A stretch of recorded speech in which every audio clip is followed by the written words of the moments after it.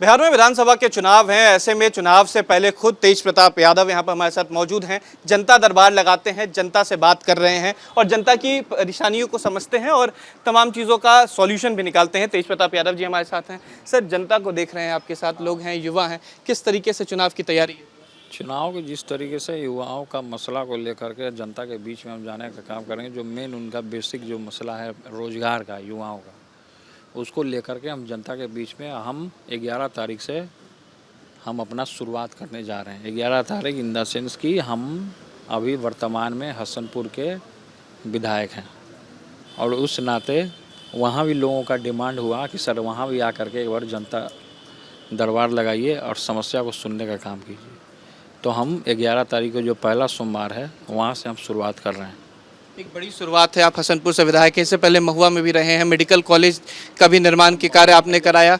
ये दो ऐसे विधानसभा हैं जहाँ से माना जाता है कि तेज प्रताप लड़ें, लोग चाहते हैं, जनता चाहती है। इस बार कहाँ? देखिए, जनता जो दिल से पसंद करती है, जनता फोटो बैनर नहीं देखती है, जनता नेता का काम देखती है।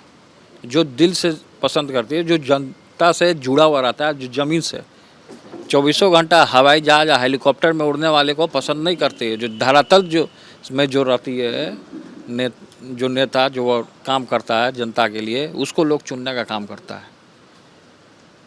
तो मेरा जो प्रकलन अभी जो स्टार्ट होने वाला है 11 तारीख से, समझिए कि वो तो हमारा क्षेत्र है। वहाँ की आदरणीय पूजनीय जनता ने हमें कई एक मत से हमको जिता करके विधानसभा भेजा, ताकि नौजवानों का और बिहार की जनता का भला हो सके और देश दुनिया का भला हो सके। चिराग पासवान साहब के पारिवारिक रिश्ते भी हैं, ऐसे व्यक्तिगत भी जानते हैं। वो कहते हैं कि हम बिहार में चुनाव लड़ेंगे। व्यक्तिगत भी बातचीत भी हमारी होती रहती है सभी लोगों से।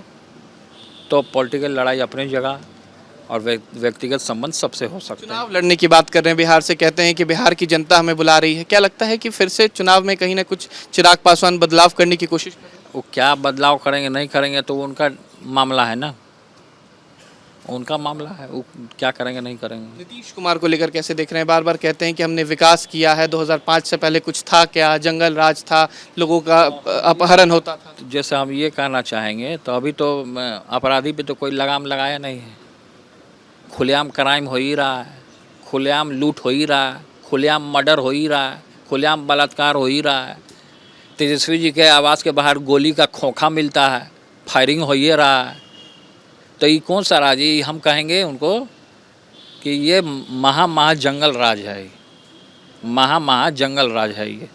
नरेंद्र मोदी भी बिहार आते हैं लगातार। के कारण पुल गिर जाता है, चूहा बिल से निकलता है, इतना उसका धार तेज है दांत का कि कतर देता है तो पाए हिल जाता है। तो ये स्थिति बनी हुई है। नरेंद्र मोदी आते हैं और कहते हैं कि हम नीतीश कुमार के चेहरे पे चुनाव लड़ेंगे। दोनों जगह पे पोस्टर लगाए जा रहे हैं। पोस्टरें तक सीमित हैं, पोस्टरें या बैनर्स पे ही सीमित हैं। वो धरातल पे वो कुछ नहीं है, धरातल पे 0 बटा सन्नाटा है। वो 2020 के जो चुनाव हुए थे तो तीसरे नंबर पे जेडीयू आ गई थी। इस बार जेडीयू को कहाँ देखते हैं? देखिए, इस बार कितना भी प्रयास वो लोग कर ले, इस बार जनता बेवकूफ़ बनने वाली नहीं है पूरे तरीके से।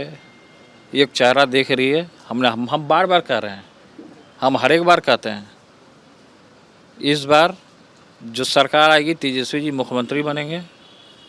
हमारा पूरा आशीर्वाद है उनको, आगे बढ़ें, ऊंचाइयों तक जाएं। हमारे छोटे भाई हैं, पूरे तरीके से सपोर्ट रहेगा।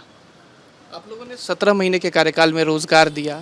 सत्ता पक्ष कहती है कि वो तो उप मुख्यमंत्री थे, सत्ता में नीतीश कुमार थे, तो उप मुख्यमंत्री कैसे रोजगार से रोजगार क्यों नहीं दे सकता? पहले का नहीं रोजगार दे रहे थे लोग। पहले जब हमारे साथ नहीं थे, डबल इंजन में चिपके हुए थे, और फिर वही डबल इंजन में चिपके हुए हैं तो जंगल राज अपने करा रहे हैं। उस समय रोजगार की बात क्यों नहीं हुई थी? हम ही लोग आए तो रोजगार क्यों मिला? सोचिए, बिहार की जनता सोचेगी ना जी, कि जब हम ही लोग सटे साथ में मिले जुले तभी उनका माइंडसेट चेंज हुआ कि रोजगार देना चाहिए। अभी तो माइंडसेट ही नहीं चेंज है, अभी तो स्थिर ही नहीं है। नीतीश कुमार जी डमकडोल हो चुके हैं पूरे तरीके से। अब उनको हम यही कहना चाहेंगे कि जहाँ वृंदावन आश्रम में हम जाते थे, अब वो जाएं, उनके लिए हम खुलवा देते हैं वृंदावन का आश्रम। वहाँ जाएं, भगवत गीता का पाठ करें, थोड़ा सधुआ जाएं और वहीं रह जाएं। अब कुर्सी छोड़ दीजिए अर्जुन के लिए, हस्तिनापुर की कुर्सी पे अब अर्जुन बैठेंगे।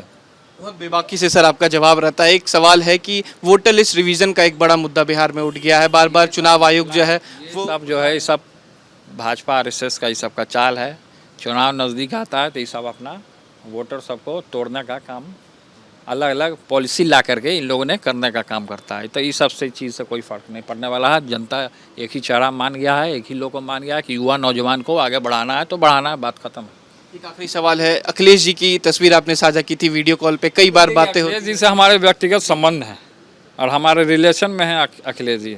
हमारी सिस्टर की जो शादी हुई है उनके यहाँ हुई हुई है सफाई में, छोटी हमारी सिस्टर हैं जो राजलक्ष्मी जी हैं, तो उनसे हमारे रिलेशन है, पारिवारिक रिलेशन है, तो बातचीत होते रहती है। पिताजी आज राष्ट्रीय अध्यक्ष के तौर पर फिर से नियुक्त हो चुके हैं राष्ट्रीय कार्यकारिणी की। तो अच्छी बात है, अच्छी बात है, ये आदरणीय पूजनीय पिताजी, तो अच्छी बात है। चलिए, बहुत शुक्रिया। ये थे हमारे साथ तेज प्रताप यादव। एक तरफ देख सकते हैं कि जनता के बीच खुद रहते हैं, जनता से मुलाकात करते हैं और 11 तारीख से फिर जनता के बीच रहेंगे। बेबाकी तरीके से साफ कहा कि नीतीश कुमार की सरकार इस बार जाने वाली है, छोटे भाई तेजस्वी यादव इस बार सत्ता में आएंगे और 2025 का चुनाव जीतेंगे। वीडियो जर्नलिस्ट सतीन कुमार के साथ उत्कर्ष, न्यूज नेशन, पटना। जहां भक्ति है हर शब्द में, कथाओं में छुपे हैं दिव्य रहस्य और ज्योतिष देता है जीवन को दिशा। धर्म से जुड़ी हर बातों को जानने के लिए हमारे चैनल स्तुति को सब्सक्राइब करें। चैनल पर जाने के लिए इस लिंक पर क्लिक करें।